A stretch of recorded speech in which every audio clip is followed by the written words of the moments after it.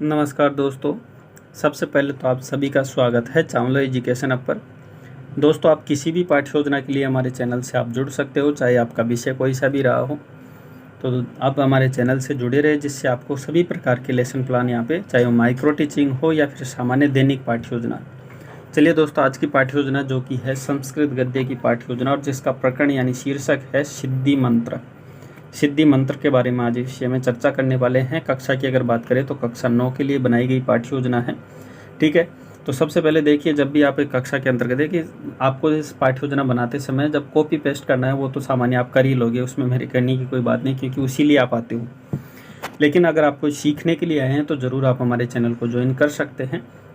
और इसमें मैं बता दूं कि इसमें अगर आप सीखना चाहते हो तो आप कक्षा में किस प्रकार इसको एक्सप्लेन कर सकते हो, किस प्रकार आप कक्षा में पाठ्य योजना को बेहतर तरीके से पढ़ा सकते हो, उसके बारे में मैं आपको इसमें डिटेल से बताने जा रहा हूँ। तो देखिए, जब भी आप कक्षा में प्रवेश करते हैं तो सबसे पहले आप विशेष ध्यान रखिए, जब भी आप प्रवेश करते हैं तो सबसे पहले आप ब्लैक बोर्ड स्किल, जिसे श्यामपट्ट कौशल कहते हैं, तो सबसे पहले आप ऊपर ही ऊपर विद्यालय का नाम लिखेंगे। उसके बाद सामान्य कक्षा, कालांश, विषय, दिनांक, दिवस, अवधि, ये सारी चीज़ें आपको लिखनी होती है। उसके बाद प्रकरण है, तो प्रकरण का नाम आपको वहाँ पे नहीं लिखना है ब्लैक बोर्ड पर। प्रकरण का नाम आप तब लिखते हो जब प्रस्तावना के बाद उद्देश्य कथन करते हैं, तब लिखते हैं, उससे पूर्व नहीं लिखा जाता है। ठीक है, चलिए उसके बाद बात करते हैं सामान्य उद्देश्य यानी सामान्य उद्देश्य की। देखिए, जो सामान्य उद्देश्य होते हैं वो हमारे विषय से संबंधित होते हैं। जैसे आज का हमारा विषय है संस्कृत गद्य, तो संस्कृत गद्य से रिलेटेड जो हमारे उद्देश्य होंगे वो हमारे सामान्य उद्देश्य होंगे। ठीक है, बाकी अगर कोई बच्चा पूछता है तो देखिए, विशिष्ट उद्देश्य किस लिए होते हैं, तो विशिष्ट उद्देश्य हमारे प्रकरण से रिलेटेड होते हैं। जैसे आज का हमारा शीर्षक है सिद्धि मंत्र, तो सिद्धि मंत्र से जो रिलेटेड उद्देश्य बच्चे में हम चाहते हैं वो हमारे कैसे हो जाएंगे, विशिष्ट उद्देश्य, क्योंकि विषय हमारा सामान्य होता है और हमारा प्रकरण या टॉपिक है वो हमारा विशिष्ट होता है। चलिए बात करते हैं पहले सामान्य उद्देश्य। तो शब्द भंडार में वृद्धि करना। देखिए, पूरी डिटेल से इस वाक्य को मैं हिंदी में भी बताता हूँ ताकि आपको समझने में आसानी रहे। ठीक है, तो छात्राणाम शब्द भंडारे वृद्धिकरणम, छात्रों के शब्द भंडार में वृद्धि करना। विविध गद्य शैली नाम परिचय प्रदान, विभिन्न गद्य की जो शैलियाँ हैं उसके बारे में परिचय करवाना। रचनात्मक प्रवृत्ति ही विकास करणम, रचनात्मक प्रवृत्ति का विकास करना है। संस्कृत भाषा में प्रति छात्रेषु अनुरागोत्पन्न, छात्रों में संस्कृत भाषा के प्रति अनुराग उत्पन्न करना है। व्यावहारिक ज्ञान प्राप्तुम छात्रेभ्य सहायक प्रदान करणम, यानी व्यवहारिक ज्ञान यानी विषय का व्यवहारिक ज्ञान प्राप्त करने के लिए छात्रों की छात्राध्यापक क्या करता है, सहायता करता है। विशिष्ट उद्देश्य दोस्तों, विशिष्ट उद्देश्य की तो बात करें तो छात्रा सिद्धि मंत्र विषय ज्ञान सिद्धि, छात्र क्या करेंगे, सिद्धि मंत्र के विषय में जान पाएंगे इस पाठ को पढ़ते समय। दूसरा, छात्रा भाषा तत्व नाम प्रत्यास्मरण करिष्यन्ति, छात्र क्या करेंगे, भाषा तत्वों के माध्यम से ये विषय है उसका प्रत्यास्मरण कर पाएंगे। छात्रा पाठ्य आगतानां कठिन शब्दानां समासयुक्त पदानां विश्लेषणं संश्लेषणं च करिष्यन्ति, छात्र क्या करेंगे, जो पाठ में जो भी शब्द आते हैं ना उसका समासयुक्त पद हो, चाहे वो विश्लेषणात्मक है या संश्लेषण, इसका सभी डिटेल से छात्र क्या है इसमें परख सकता है। उसके बाद देखिए, छात्रा सिद्धि मंत्र जो आज का हमारा पाठ है उस पाठ्य माध्यमेन विषय वस्तु ज्ञानम प्राप्स्यन्ति, यानी ज्ञान प्राप्त कर पाएगा सिद्धि मंत्र का। उसके बाद देखिए, छात्रा शुद्ध उच्चारणम करिष्यन्ति, छात्र क्या है शुद्ध उच्चारण करना भी इसमें सीख जाता है। उसके बाद बात करते हैं आगे, जो कि सहायक सामग्रियाँ। देखिए, यहाँ बहुवचनांत है इसलिए यहाँ पे सहायक सामग्रियाँ लिखा है मैंने, यानी बहुवचन होने के लिए। उसके बाद देखिए, श्यामपट्ट, सुधाखंड, मार्जनी, संकेतिका, लपेट फलक, जिसे आप संस्कृत में आकुंचन फलक लिखते हो तो ज़्यादा उचित माना जाता है, एवं पाठ्य पुस्तकम। ठीक है, उसके बाद पूर्व ज्ञानम की अगर बात करें तो जो भी विषय वस्तु हम पढ़ाने जा रहे हैं उसका बच्चों में पूर्व ज्ञान, सामान्य जानकारी होनी चाहिए। छात्रा देखिए, छात्रा सिद्धि मंत्र विषय सामान्य रूपेण जानती, सभी जानते हैं कि सिद्धि मंत्र सामान्य रूप से क्या होता है। ठीक है, जिससे भी हमें सिद्धि प्राप्त होती है वो मंत्र, सामान्य शब्दार्थ भी अगर बच्चा जानता है तो वो पूर्व ज्ञान रखता है। उसके बाद प्रस्तावना प्रश्न, इसमें 2 कॉलम विशेषता बनाते हैं, छात्राध्यापक क्रिया, छात्र क्रिया। छात्राध्यापक क्रिया में छात्राध्यापक प्रश्न करता है, छात्र क्रिया में उस प्रश्न का बच्चा जवाब देता है। पहला प्रश्न देखिए, मनुष्य से परम रिपु कैस्ति, यानी मनुष्य का परम रिपु यानी शत्रु कौन होता है, आलस्य। ठीक है, दूसरा देखिए, आलस्य से पदम की विलोम, कि आलस्य शब्द का विलोम शब्द क्या है, तो परिश्रम। ठीक है, जो आलस्य करता है तो उसका विलोम यानी विपरीत है परिश्रम। तीसरा प्रश्न देखिए, परिश्रमेण किम प्राप्त होती, यानी परिश्रम से क्या प्राप्त किया जा सकता है, तो सिद्धि।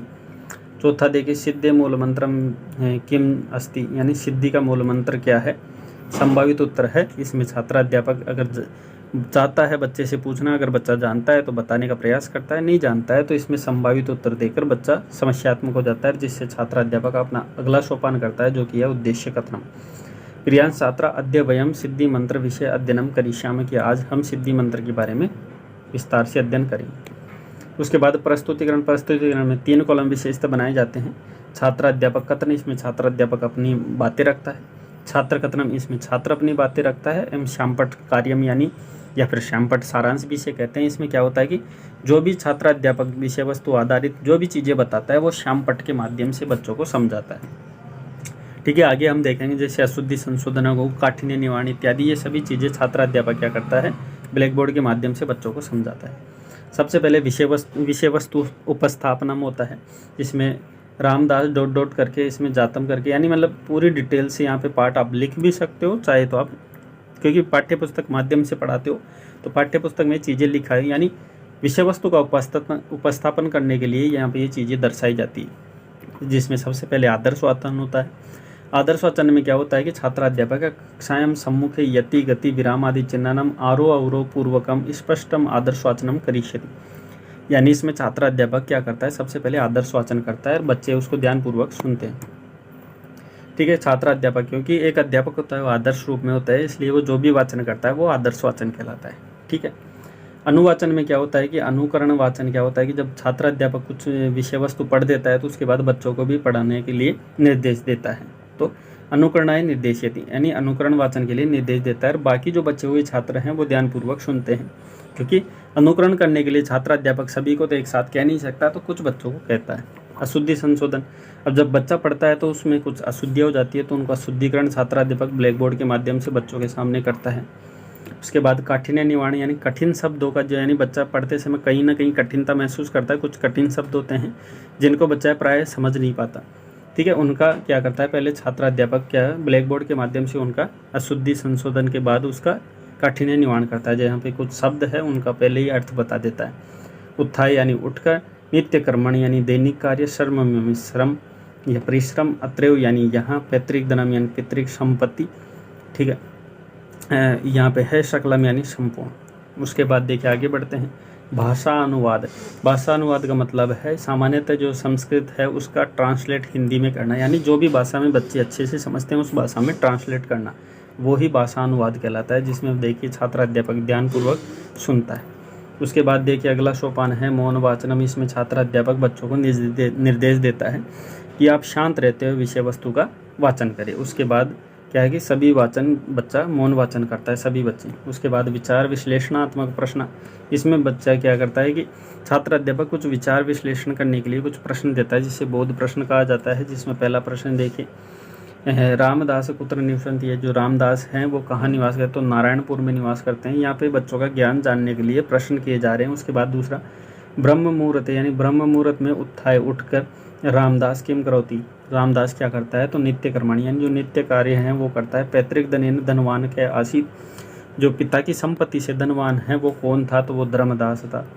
रामदास से श्रमेण निरीक्षण च किम अभवत, तो आगे देखिए, कृषो प्रभूत अन्नम उत्पद्यति यानी कृषि करके धन का उत्पादन करता था। उसके बाद देखिए, धर्मदास से पशु केशाम उपेक्षा दुर्बला अभवन, यह धर्मदास का जो पशु था वो किसकी उपेक्षा के कारण क्या है, दुर्बल हो, तो सेवा का, यानी सेवा के अभाव के कारण हो जाता है। उसके बाद देखिए, कुछ मूल्यांकन प्रश्न छात्र अध्यापक द्वारा किए जाते हैं, जो बच्चे का ज्ञान जानने के लिए किया जाता है कि संपूर्ण विषय वस्तु के आधार पर बच्चे को कितना ज्ञान हुआ है। जिसमें पहला, रामदास पुत्र निवसन्ति, तो नारायणपुर। ठीक है, बच्चा यहाँ पे डिटेल्स सत्य असत्य के बारे में बताना है। धर्मदास से पैतृक धनेन धनवान आसित, क्या धर्मदास था वो पैतृक धन से धनवान हुआ था। ठीक है, तो सत्य है ये बात, क्योंकि रामदास तो खेती करता था, रन उगाता था। तीसरा प्रश्न देखिए, नित्य कर्माणी क्या करूँ, या नित्य क्रम इस पाठ के आधार पर, हालांकि नित्य क्रम सभी करते हैं, लेकिन जो हमारा पाठ आधारित प्रश्न है वो रामदास है, क्योंकि रामदास को यहाँ पे नित्य कर्माणी के लिए बताया गया। रामदास क्षेत्रेषु केन से आगच्छत, यानी रामदास है वो क्षेत्र यानी अपने खेत में, केन से आगच्छत यानी किसके साथ आता है, तो पुत्रेण यानी पुत्र के साथ। कस्य छात्रेषु अन्नम बीज मात्रम, ठीक है, बीज मात्रम अपि न अभवन, यानी कस्य क्षेत्रेषु यानी किसके क्षेत्र यानी किसके खेत में अन्न बीज मात्रम अपि न अभवन यानी धर्मदास के खेत में अन्न मात्र नहीं उगाया गया था। उसके बाद देखिए गृह कार्य, जो कि हमारा पाठ्य योजना का अंतिम सोपान कहा जाता है, जिसमें ऐसा प्रश्न रखा जाता है जिसमें बच्चे की जिज्ञासात्मक प्रवृत्तियों का इसमें निखारा जाता है और बच्चे की चिंतन शक्ति एवं तर्क शक्ति का विकास किया जाता है। उसमें देखिए प्रश्न, सर्वे छात्रा सिद्धि मंत्रम इदम पाठम विस्तार पूर्वकम पठित्वा आगमिष्यति, यानी सभी छात्र क्या है जो सिद्धि मंत्र है उस पाठ को विस्तार से पढ़कर आए, ताकि नेक्स्ट डे छात्राध्यापक उनसे कुछ प्रश्नों का उत्तर चाहने की इच्छा रखता है। तो दोस्तों ये थी हमारी पाठ्य योजना सिद्धि मंत्र, जो कि संस्कृत गद्य की पाठ्य योजना है, वो थी यहाँ पे समाप्त। आपको ऐसी ही नई पाठ्य योजना की आवश्यकता है तो ये हमारे व्हाट्सअप नंबर है, इस व्हाट्सअप नंबर पर आप मैसेज छोड़ सकते हैं और 24 घंटे के अंतर्गत आपका जो भी लेसन प्लान टॉपिक है वो आपको मिल जाता है। और कहाँ पर मिलेगा, तो हमारे चैनल है चावला एजुकेशन हब, यहाँ पर मिलेगा। अगर आपको इसकी PDF की आवश्यकता है तो PDF हमारे इसके डिस्क्रिप्शन में मैं एक लिंक दे दूंगा, जो हमारे टेलीग्राम से आप डायरेक्ट भी जुड़ सकते हैं। टेलीग्राम भी हमारा अशोक चावला एजुकेशन के नाम से है, तो वहाँ से भी आप डायरेक्ट डाउनलोड कर सकते हैं, या फिर हमारे लिंक मिल जाता है तो यहाँ से भी आप डाउनलोड कर सकते हैं। चलिए दोस्तों, हमारी पाठ्य योजना अच्छी लगी, हमारा समर्पण आपको अच्छा लगा तो वीडियो को ज़रूर लाइक करें। बाकी मिलते हैं ऐसी नई वीडियोज़ के साथ नेक्स्ट वीडियो में। वीडियो देखने के लिए आपका बहुत बहुत धन्यवाद।